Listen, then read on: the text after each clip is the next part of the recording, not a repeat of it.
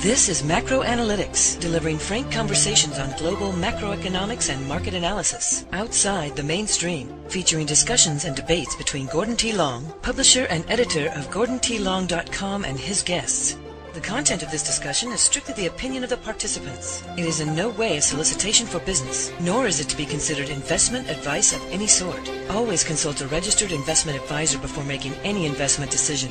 These discussions are extremely hard-hitting and terribly frank, and parental discretion is advised. Now, on to the show.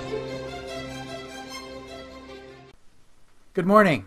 I'm Gord Long with GordonTLong.com. As part of our ongoing series on financial repression, I have Ellen Brown joining us this morning.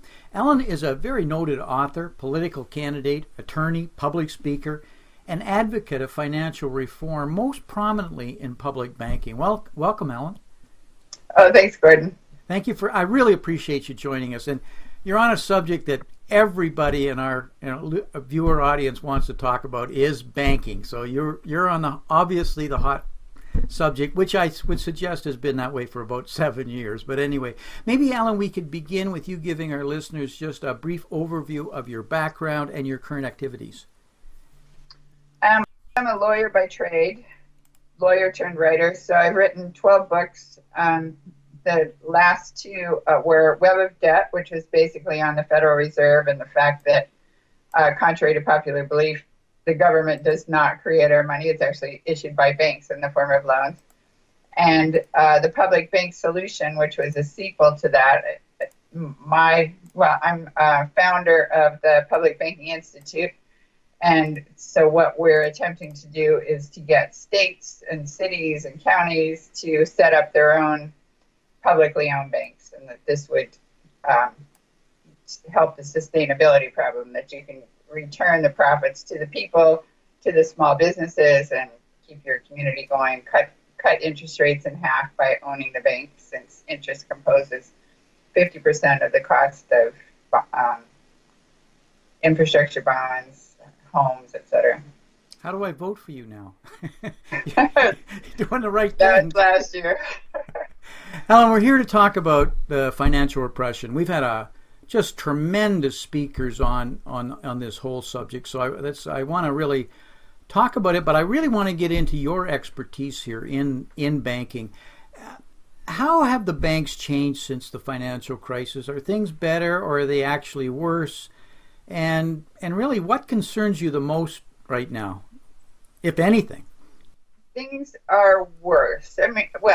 We're better off, I suppose, than we were in 2008 when the market was collapsing, et cetera. But in terms of loans for small businesses, it's harder for them to get loans.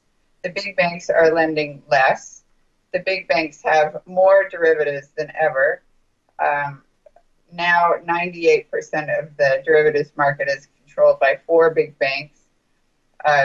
The small banks that are the banks that do make the loans to small and medium-sized businesses, which is where virtually all our employment, or most new jobs come from, they are having a harder time making loans because of Dodd-Frank and Basel, the new Basel III, which are imposing rules that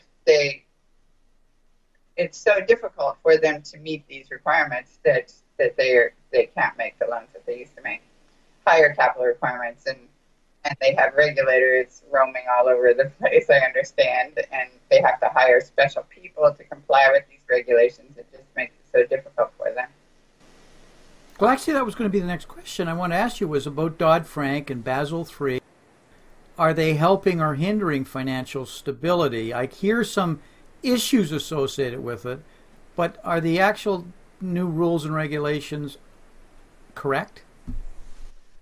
No. Basel III raised the capital requirements, but who it hurts is the small banks, and they weren't the banks that got us in trouble in the first place. It was the big banks, and they already have the capital to meet the capital requirements, so they aren't really fazed by Basel III. So really what it's done is force the competition, the little banks, to join the big banks. So it's made the big banks bigger because they keep merging with these little banks.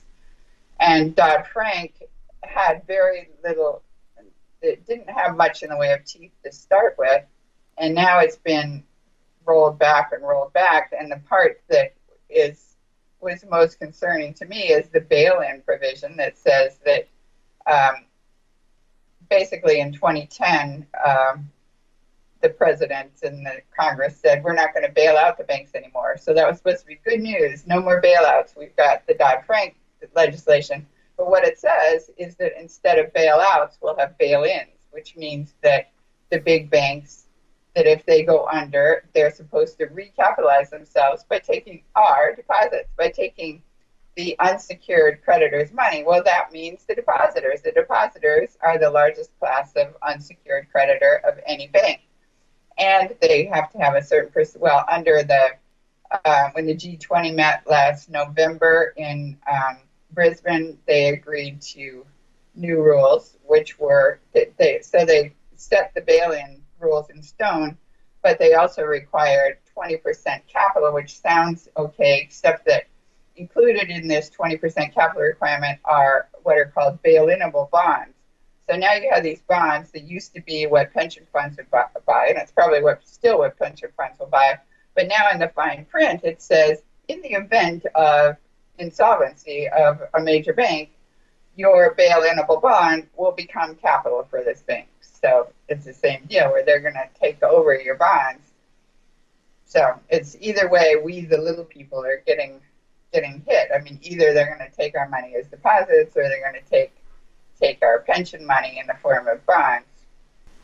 Normally when countries get into problems of any description, they grab the pension money. That's there's a history around the world, and I see it coming, and I see sort of indications. But back to Dodd-Frank and Basel III, I sense that, and I was optimistic about Dodd-Frank when it started in thinking, but it's been so watered down since it moved from the spotlight, if you would, or the headlines, that what we have now doesn't even resemble what the intent was. But what I am seeing is, and I'd like your opinion on it, is we have a liquidity crisis happening in that there's just a shortage of liquidity in the bond market right now because the banks aren't holding any inventory.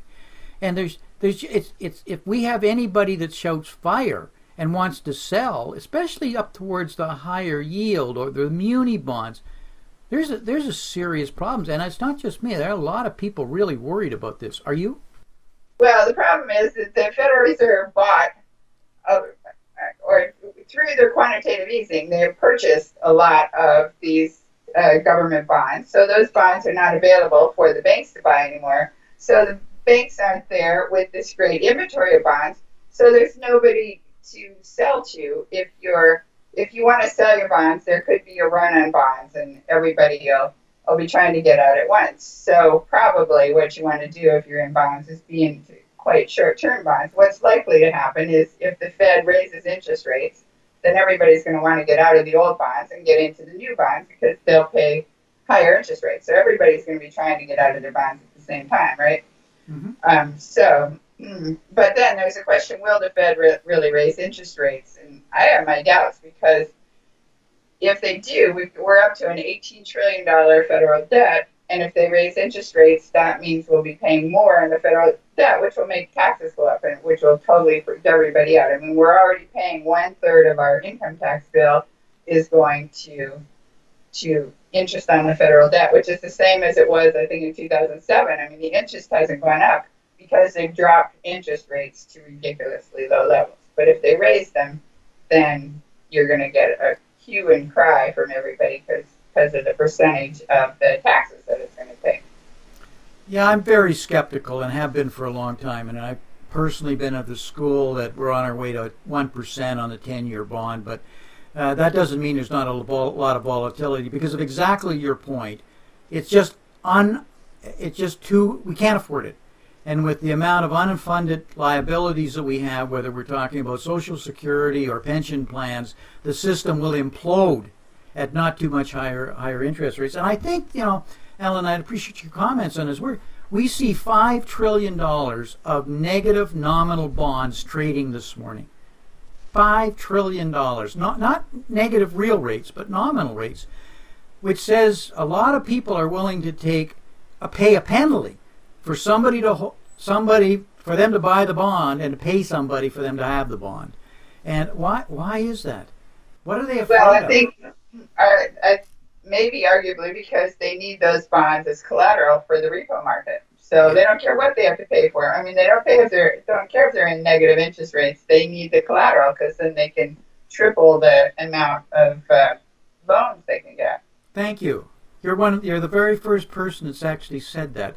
I believe that very much, because in 2008, the short-term lending in the shadow banking system was about asset-backed commercial paper, short-term money. Today, it's about repos, collateral transformations, and rehypothecation. And it's not just that, in my opinion. And again, I look for your feedback.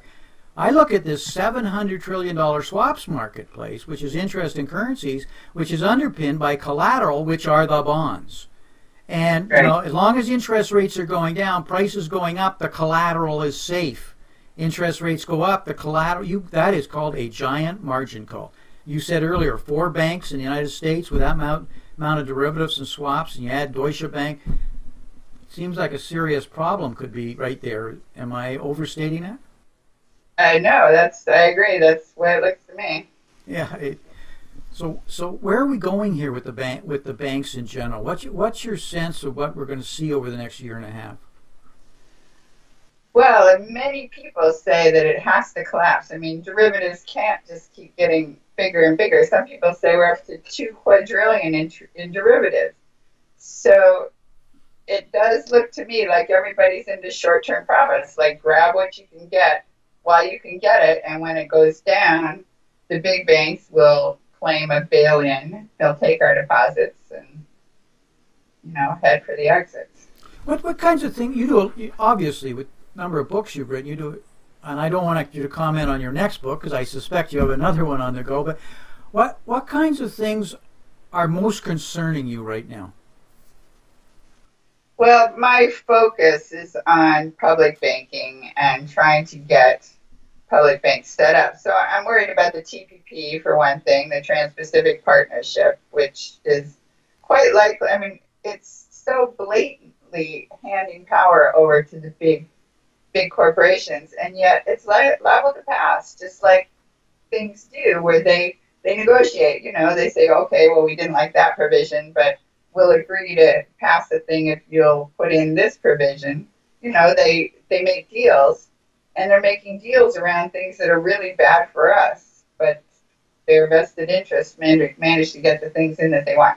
So what concerns me on that is the investor-state dispute settlement provision, which says that big corporations that are hurt by any sort of government regulation or hurt by government basically can take these governments that are parties to this trade agreement to, it's not even a court, it's a 3-panel tribunal, 3-arbitrator panel. So there's 3 guys who are lawyers for corporations, and they're probably going to go back and be lawyers for corporations after that, making $600 an hour,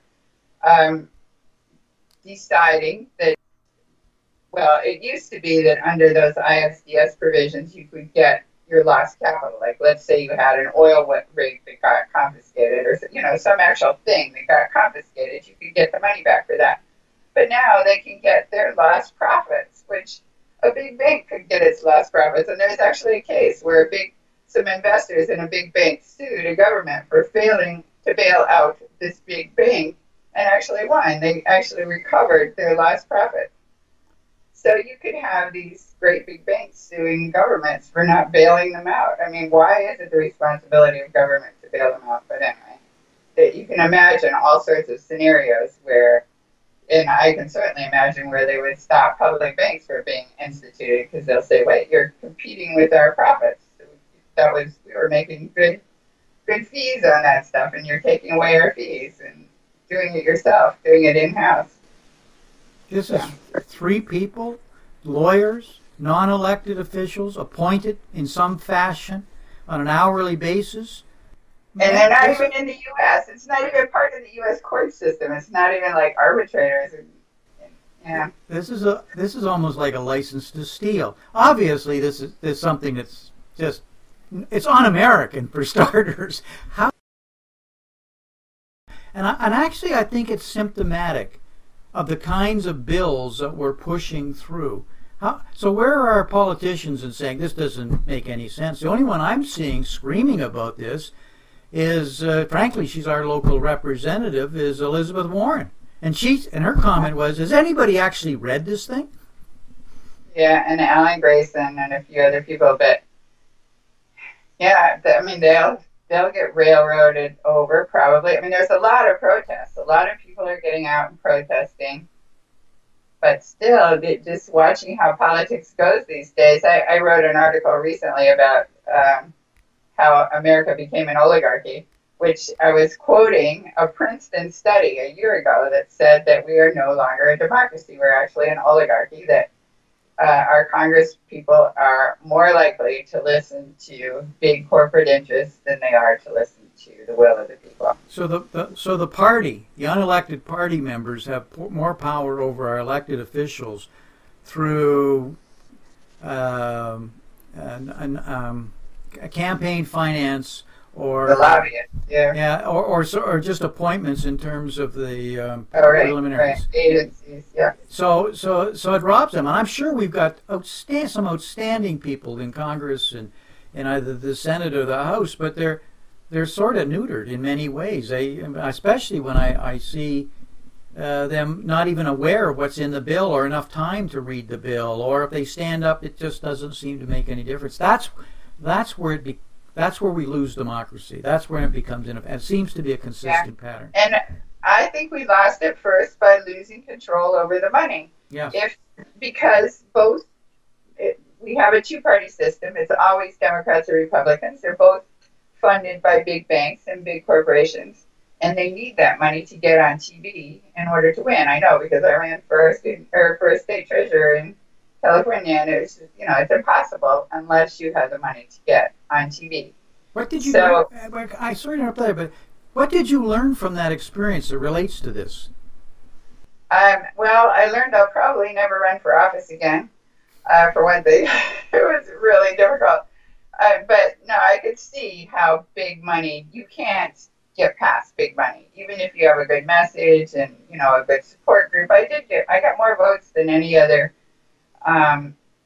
candidate that wasn't a Democrat or a Republican for any office at the state level. But I got 6.6% of the vote, 280,000 votes, which is more people than I know. So I guess it had some influence. I mean, my goal really is for California to form its own state-owned bank. I think if anybody's going to do it, it could be California, because we're forward-thinking.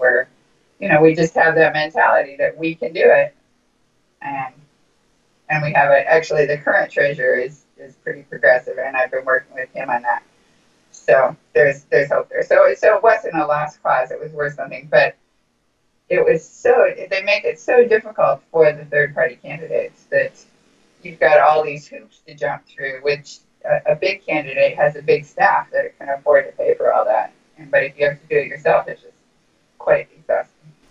Well, I find myself often very frustrated. I don't want to be negative with our decision, the alternatives that I'm given at election time. I often feel I have a choice between the Gambinos or the Gaudis. And I don't think I'm making a good choice either way. It's the old dialectic. You give people either choice doesn't really lead to anything. And I interviewed Dr. Roberts a while ago, Craig Allen Roberts, and he, a former assistant Treasury Secretary, and his comment was very clear that since the unions have been decimated, basically, with the migration of 52,000 factories to Europe, the Democrats don't have the same draw that they used to have in terms of funding. And so what's happened is they've both migrated to the same funding sources, and that is large corporations, large money. And so the policies that they have and they can move with don't give us that conflict anymore. Is that too far off base, or does that make some sense to you? No, I would agree with that. But so that's why I think the solution is, if you had your own source of funding, if the government had its own, in North Dakota, our one and only state-owned bank is the Bank of North Dakota. So the state of North Dakota has its own funding source. When they went over budget, the only time they've gone over budget in the last 15 years was in 2001, 16 years, was in 2001 when there was the dot-com crisis and everybody went over budget. And they just issued themselves an extra dividend through their own state-owned bank, and they were back on track. They didn't have to borrow. They never went into debt. They're the only state that escaped the credit crisis. They have the lowest unemployment rate in the country. Now that oil has dropped by 50%, they've lost some oil revenues, but because they had such a nice, they've had this system going for 100 years now, this state-owned bank. So they actually have these reserves. So they're putting yet more money into infrastructure, other forms of infrastructure, instead of having to cut back like everybody else when they're in hard times. It's kind of like China. They've got the resources to just pour it out there and stimulate the economy more. But it's because they have their own funding source. They don't have to go to the big banks or the big corporations. They actually make. Go ahead. I was going to say you're actually leading to a very important part, and that is infrastructure investments across in the nation. We clearly have a massive infrastructure investment problem that we've been avoiding for some time, and it shows itself with bridges, with roads, with train crashes. It's just it's not just crumbling infrastructure, not investing in new technology that would make a difference. And you don't have to travel very much in the world for it to be very clear to you that we're losing in this race. How far behind we are falling. You think you're going to a banana republic, and you go, I don't know if I just came from the banana republic, and I don't want to be negative, but and I see Asia with the Asian Infrastructure Investment Bank going to raise $54 trillion, and us basically fighting it every inch of the way. Is there solutions in the banking industry to creating the kinds of funding that we need going forward? Well, I think that the Federal Reserve should do a round of quantitative easing for infrastructure. I actually got this from Richard Duncan. I've been writing about this for years, but I'm kind of on that, on that side. But Richard Duncan just said that recently, that we're at this unique place in history where you can keep pumping money into the system and for productive things. You don't want to put it out there for derivatives and speculation and bailing out the banks, which is what quantitative easing has been used for up to now. But put it out there to produce things, and you could produce for a long time before you will ever create inflation, because there is so much capacity. You've got cheap labor globally that's, lots of labor that's still untapped, and resources globally. So you're not going to create inflation until you hit full employment, and we're way far from full employment. Plus, we've got all this mechanization that's literally putting people out of work. You've got to get some extra money out there somehow, just to keep demand going, to keep the economy going. We're going to have to wrap, Ellen. How quickly the time goes. There's so much here more to talk about. Are there any key messages you'd like to leave with our listeners? Key messages. Well, I think we should have state-owned banks. I think that would be a great solution to our problems, and we should acknowledge that our money is not coming from the government. Our money is coming from banks. Banks create our money and lend it back to us, and you can see this great push to basically own everything. There's this push to privatize everything and then rent it back to us, like water is something I just wrote about recently. The big banks are buying up all the water facilities and trying to buy up actually water utilities and rent them back to us. And of course, they've bought up parking meters and airports and train. One reason I think that they're not putting money into infrastructure, or not approving the money to be put into infrastructure, is that there is this push to privatize it, or to suck the private profits out of it, like with public-private partnerships. or to get big interest rates for making loans for infrastructure instead of allowing the government to fund it itself.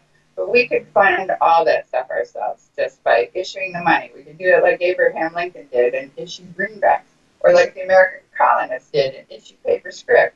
Or we can do it through quantitative easing, or we can do trillion-dollar coins, which people think is an outrageous idea. But there were a number of reputable economists who agreed that was actually a good idea because the Constitution says Congress shall have the power to coin money and regulate the value thereof.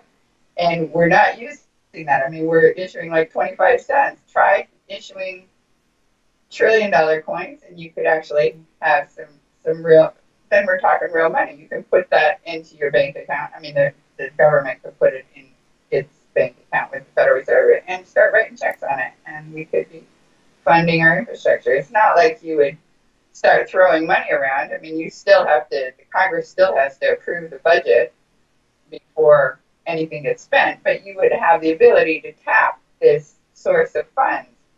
It should be coming from the credit of the nation. That's what the dollar should be. It should be U.S., the credit of the whole of the economy. And instead, we're drawing on our credit with our private banks, with which we are already heavily in debt.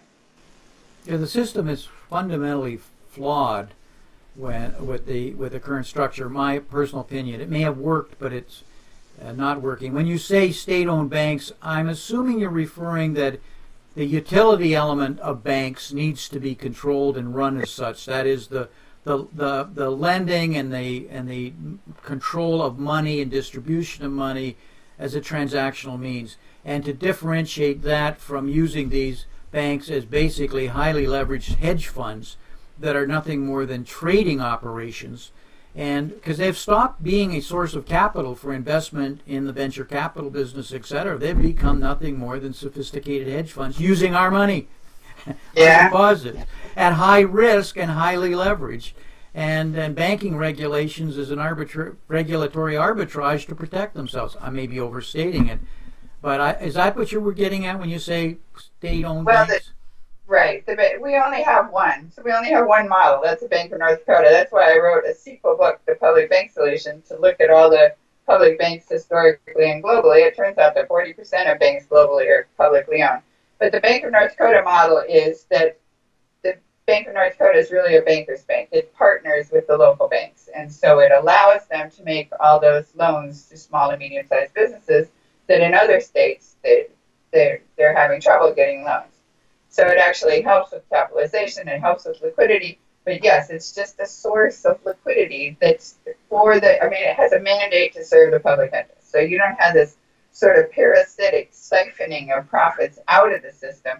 You're always putting the profits back into the system. So you can take the long view, you can do your 5-year plan or your 10-year plan or whatever. You can think about infrastructure that's going to be good for the economy in the long run instead of always thinking about your private shareholders who want to be able to get their money out in 3 months or, some short-term horizon. Yeah, infrastructure to me is not a cost, it's an investment. It's an investment in productivity. And if you're not making it, and it's so easy not to make it, you will pay the piper. It's easy in a corporation, for example, which I'm very familiar with, not to pay for all the maintenance, not to, because you can get by for another quarter or two, but you get under that trap, you get into a hole you can't get yourself out of. Alan, we got a break. We're up against our hard line here. You've written a number of books. Are there some key messages in your books, and which books should you recommend our readers listen to or read based on our discussion? Well, for your readers, I've written 12 books, but the first 10 were on health and alternative health care, the politics of health. Don't ask how I jumped over. But so my last 2 books would be Web of Debt and The Public Bank Solution.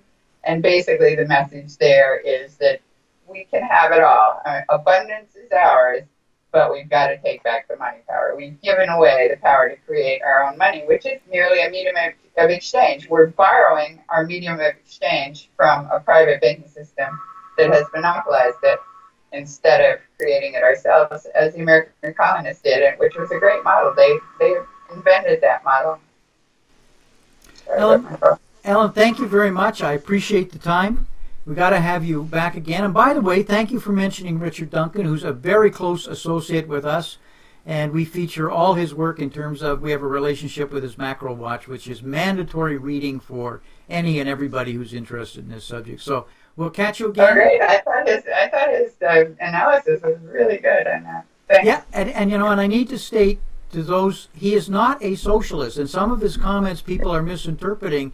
He's saying, look, we're just going to waste the money the way we're doing it now. Let's take this opportunity to invest it in something that's going to make a difference. That's why he's saying invest it in it, because you're going to have to print it. You're going to, and he feels so strongly about that, as you well know, because he believes we have a massive liquidity problem coming right now. There's just not, and he does something called a liquidity gauge that shows that as we go into third quarter this year, they got no choice but some form of quantitative easing or helicopter drops.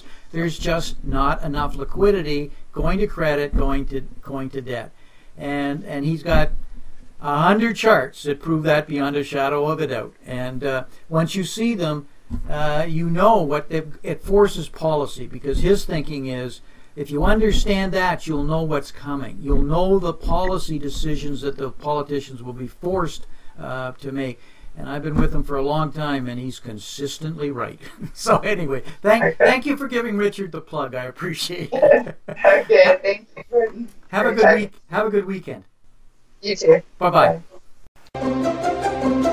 This has been Gordon T. Long, editor and publisher of GordonTLong.com. New recordings are posted regularly and can be found at GordonTLong.com.